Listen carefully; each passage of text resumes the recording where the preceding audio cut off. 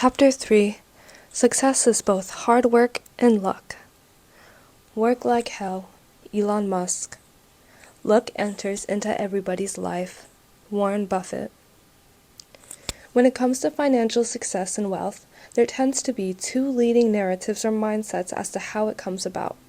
Either we believe that rich people got rich through hard work. Rich people deserve their riches. They earned their financial success.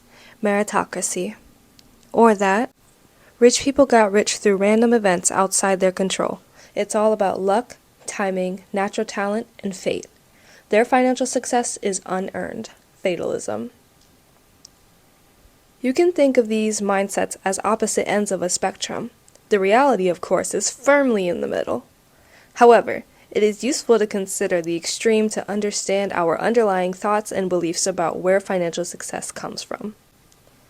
So far, we have addressed the first narrative, the myth of meritocracy, that hard work and ability alone are what leads to success. But we, as we saw with Evan Spiegel's story, and even his own analysis of where his success came from, he attributes a lot of it to luck. It is worth taking a moment to unpack this idea, the luck side of things. If we don't understand it, we might be tempted to complain and moan about how not having certain unfair advantages, or we may wonder why some people have been endowed with so many. We might throw our hands up and say that if it's all down to the luck of the draw, then we may as well not bother. You have read how both hard work and luck played vital roles in both of our entrepreneurial journeys. We both worked extremely hard, but at the same time we also got very lucky. We were both brought up in a stable, loving families, in a wealthy, developed country, with excellent education systems, a free national healthcare system, and some safety nets to take risks. As we weren't exactly going to end up starving on the streets or anything. We were fortunate enough to be able to live with our parents rent-free as we developed our first business and were lucky enough not to have serious health issues in our families which would have forced us to be caregivers, and fortunate to be well enough ourselves to pursue these business opportunities. Ash was lucky to be born in the UK, and Hassan was lucky to grow up in London rather than in the war-torn country of his birth. Beyond those foundations that we are endlessly grateful for, there are also many moments of serendipity and luck that have helped us on our journeys. Ash luckily got a job in an office supply store selling computers and books about computers, just as the internet was taking off. Hassan was fortunate enough to have the money to invest in an online business course and a network of family and friends in London through which he got his first clients. So luck doesn't have to be the type of privilege that Evan Spiegel had. In fact, it's also possible that you have the odds stacked really badly against you and still come out a success. A prime example of luck, though her story may not seem lucky at all, is Oprah Winfrey. Luck and talent. Oprah Winfrey is an inspiring rags-to-riches tale. A black girl raised by her grandmother in 1950s rural Mississippi who was traumatized by sexual abuse from a young age. She went on to become North America's first black multi-billionaire and is often ranked the most influential woman in the world. Oprah grew up so poor that as a child she often wore potato sacks instead of dresses, and she recounts watching her grandmother boil clothes to get them clean. Her childhood experience was unstable, with a revolving series of caregivers. The only consistent thing about her environment was that she was constantly uprooted to go live with someone else, passed from her grandmother to her mother, then her father, and back again. Oprah could scarcely have had a worse childhood. Aside from the poverty and instability, Oprah also had to overcome a slew of emotional issues. Her younger sister, who had lighter skin, was her mother's favorite. Her mother was a housemaid to rich white families and would make Oprah sleep out on the porch while she and Oprah's baby sister slept inside. To make matters worse, Oprah was sexually molested at the age of 9. This incident signaled the beginning of a pattern which would continue at least until her early teens when she gave birth to a premature baby who died after only 2 weeks. You may be familiar with some parts of her tragic childhood, and unless you have been living under a rock, you are also aware of her larger-than-life success. So the question is, with such clear disadvantages, how did she rise up to such prominence and success?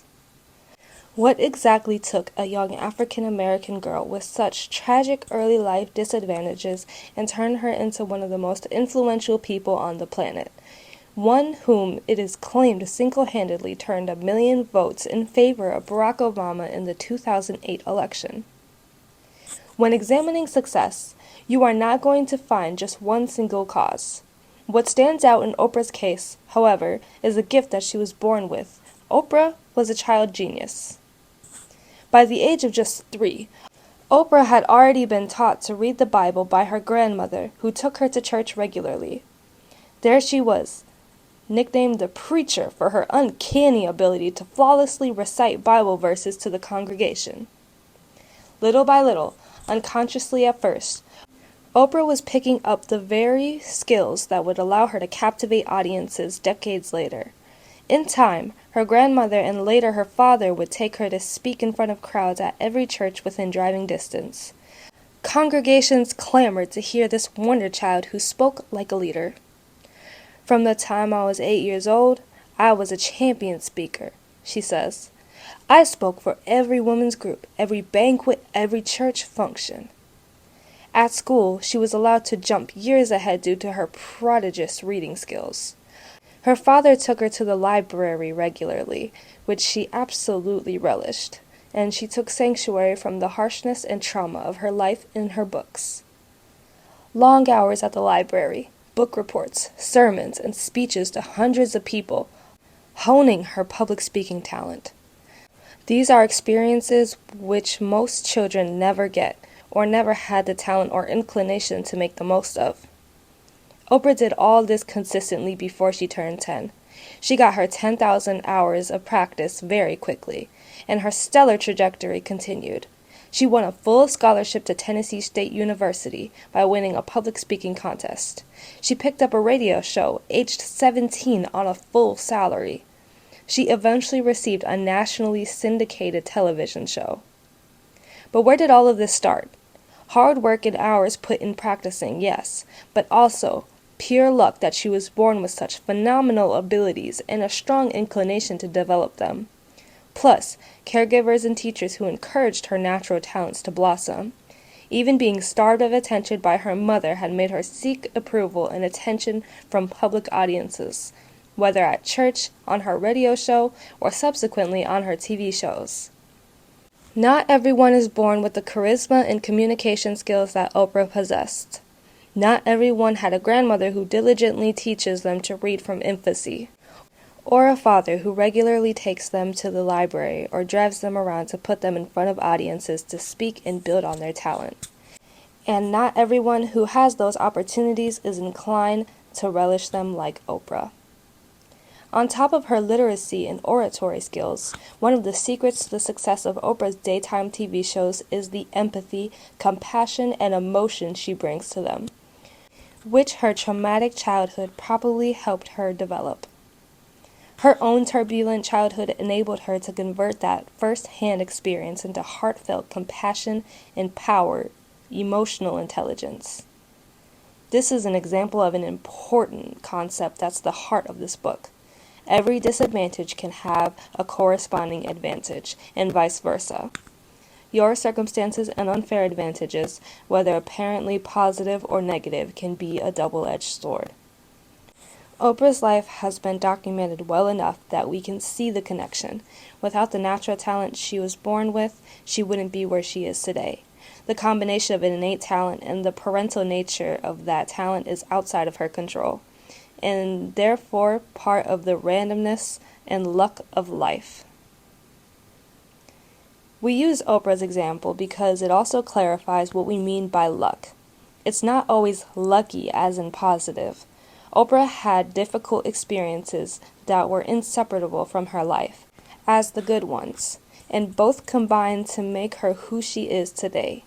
That is luck. Equally, luck alone was not enough.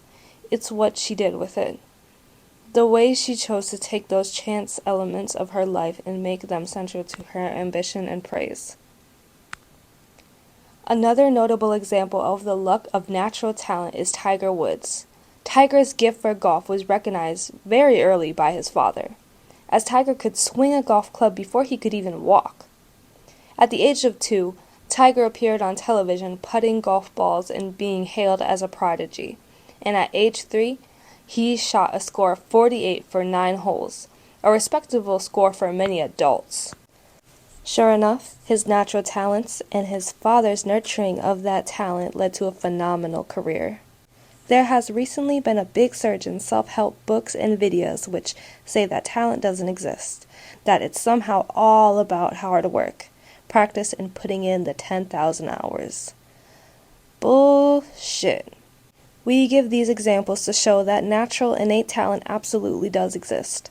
With the ultra-successful, it is usually the foundation from which they build their skill and turn them into a superpower through the 10,000 hours of practice.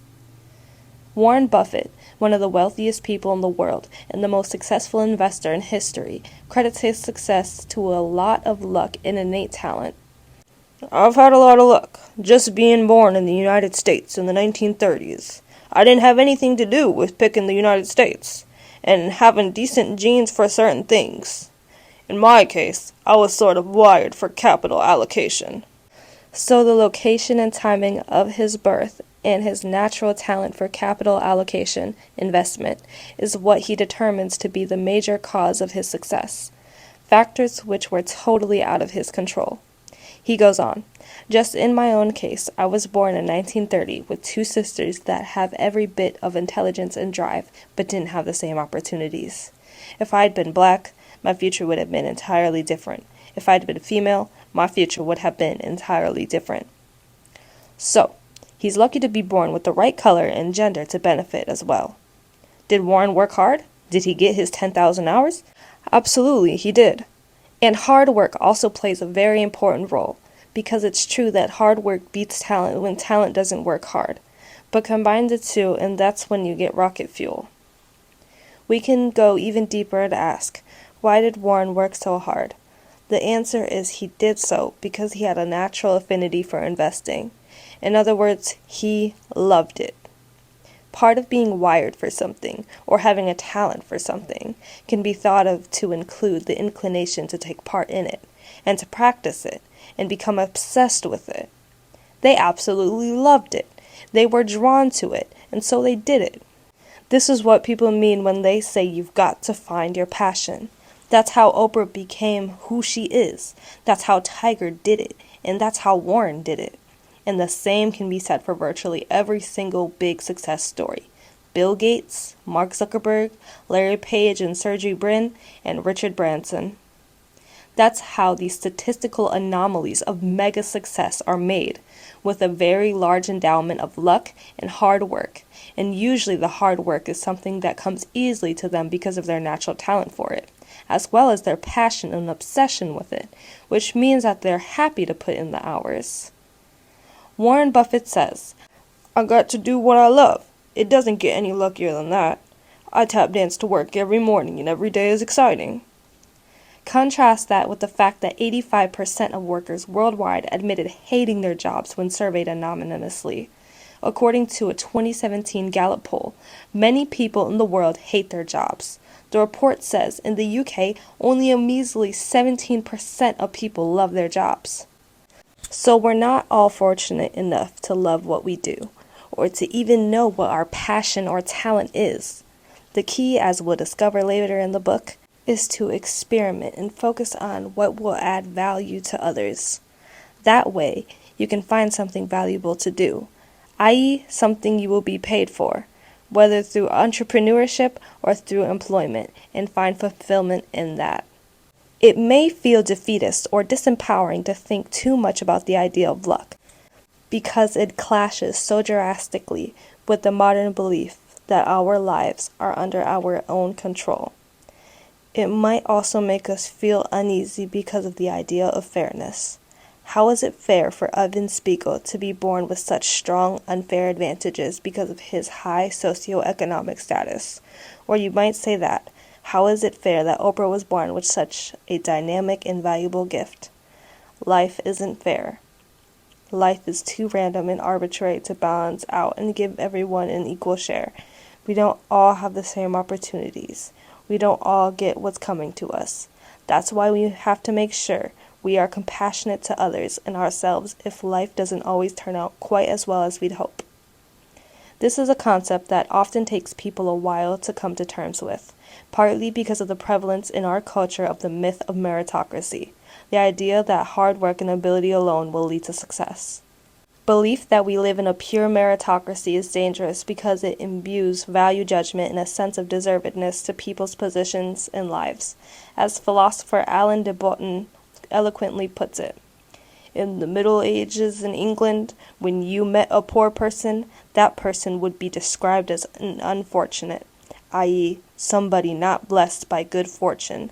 Nowadays, particularly where the belief that they already lived in a pure meritocracy is more rampant, in the United States, for example, if you meet someone at the bottom of society, they might unkindly be described as a loser. This pernicious belief is the root cause of a lot of angst and status anxiety in the developed world. We are living in the midst of an epidemic of mental health issues, including depression, anxiety, and even suicide. Part of that is the extreme aspirational attitude that we have when looking at the rich and famous in newspapers, magazines, and on social media sites such as Instagram.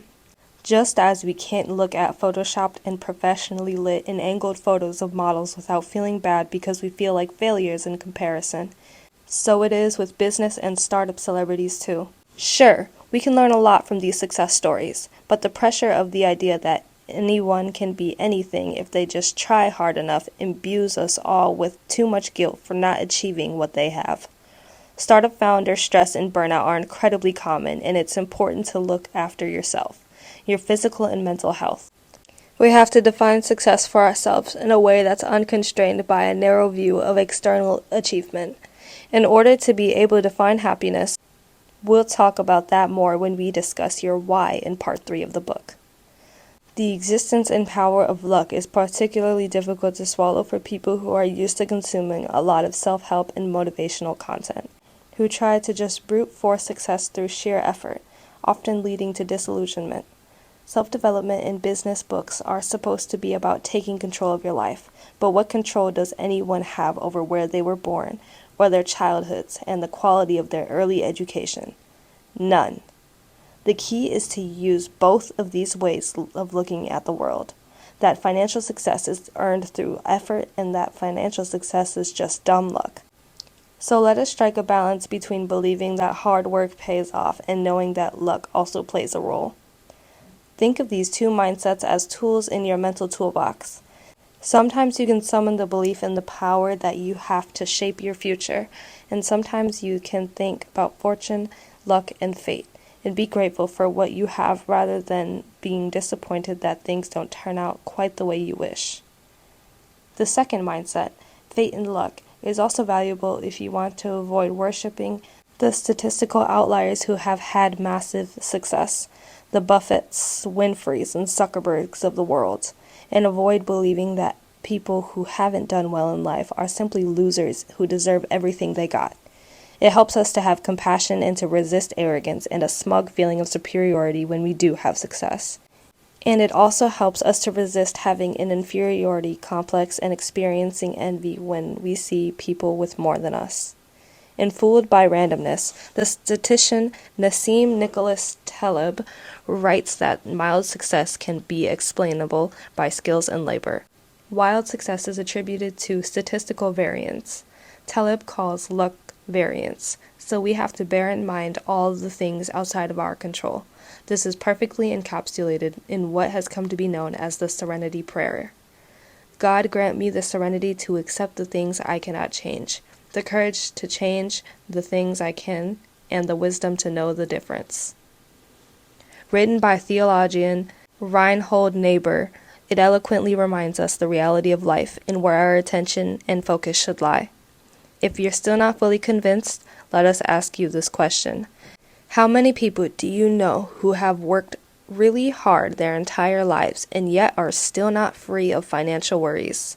Or on the flip side, how many people do you know who are in positions of power and success who don't seem to deserve it? There are plenty of incompetent people who have made success of themselves as well. I'm sure we've all experienced working for a boss who was utterly inept or even did more harm than good to a company. Remember, there's nothing wrong with luck. As a matter of fact, we're quite fond of it. We want you to have it as well. And strangely, there are studies that show that you can do things to increase your luck, which we'll later discuss in the book. If we skate over the obvious coincidences, serendipity, and right place, right time occasions of life, we give the wrong impression about what it takes to succeed. People unaware of this true power can become bitter, broken men and women, confused as to why they worked all their lives and didn't reach their goals. Likewise, if you are unaware of the effect of effort and hard work and the power that you yourself have to improve your life, then you can become bitter and inflicted with a disempowering victim mindset where, instead of looking at what you have in your favor, you focus on what you don't. The truth is, your success is the combination of an unaccountably large number of factors, moments, and decisions. The unfair advantage concept, along with the Miles framework, see Chapter 5, will help you figure out what to focus on and help map out a path for you to take. More importantly, it can help you decide what actions to take next. We want to teach you how to work smart. We want you to work from a position of strength and from a foundation of your unfair advantages in your startup or even in your career. If you've been on the grind for a long time, trying to make it happen, but still haven't reached where you want to be, you're probably not using your unfair advantages. If you're looking to take the plunge and start your own business, you can massively increase your chances of success by finding and leveraging your unfair advantages. If you're part of a large organization and are looking to maintain your dominance, increase your market share, or launch new products and stay relevant, you've also got to understand and leverage your unfair advantages, both personally and as part of your organization's strategy. In other words, unfair advantages can take many forms and help you at every stage of your career or business path, and knowing them, developing them, and leveraging them is the most powerful way to work smarter and stack the deck in your favor to succeed. But what exactly do we mean by the term unfair advantage?